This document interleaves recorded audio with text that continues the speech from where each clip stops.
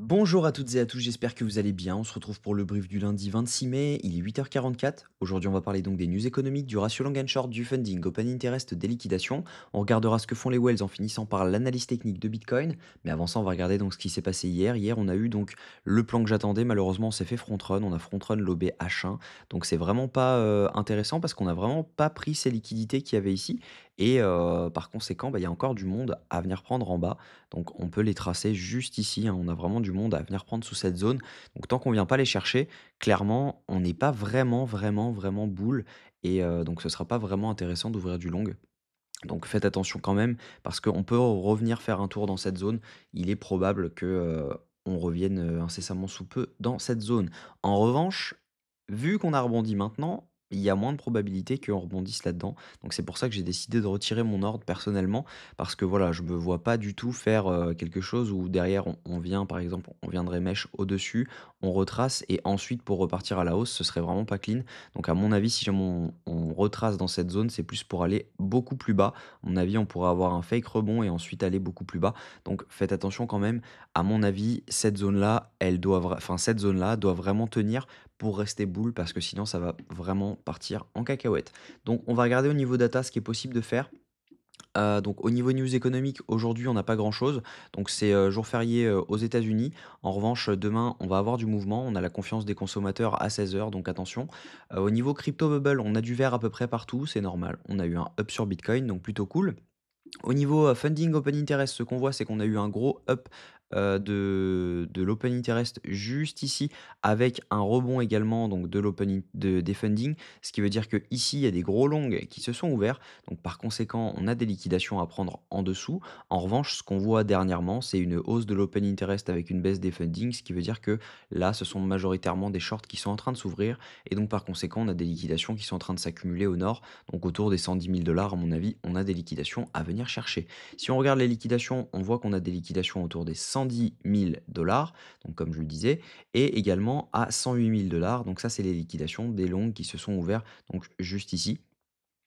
Si on regarde sur 3 jours, on a encore des liquidités à venir chercher donc au nord et au sud.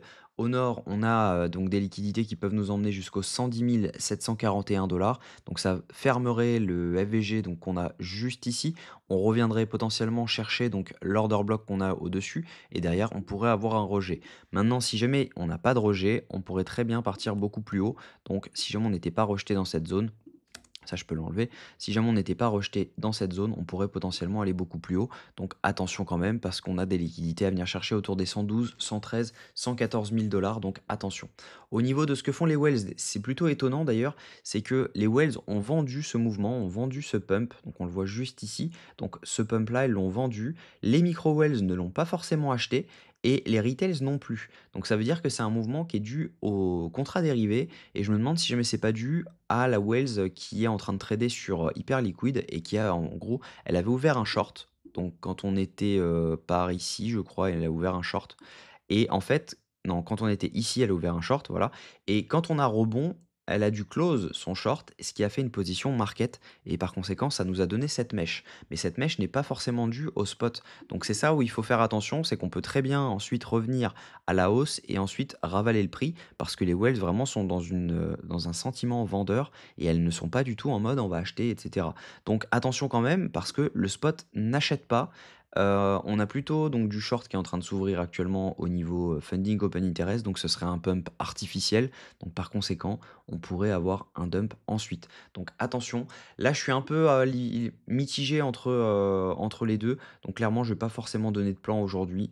Je suis vraiment mitigé. Je pense qu'on peut venir largement faire un tour dans cette zone entre donc les 110 800 et les 109 000, 110 000 mais voilà, à mon avis, c'est tout ce qu'on peut en dire pour l'instant. Il faudrait vraiment attendre un vrai setup là-dedans, donc quelque chose qui nous fait quelque chose comme ça, où on a donc notre changement de tendance juste comme ça. Hop, donc au moment où on a notre changement de tendance, potentiellement, on pourrait ouvrir un short en scalp. Donc je dis pas forcément en intraday parce que voilà, il faudra attendre ce changement de tendance, un retest et ensuite on pourra viser un peu plus bas. Pourquoi pas venir viser donc cette zone d'OB H1, mais pour l'instant, voilà, je suis mitigé. Je partagerai mon plan directement dans la school le moment venu. Je vous souhaite une très bonne journée, on se retrouve demain à la même heure. Prenez soin de vous.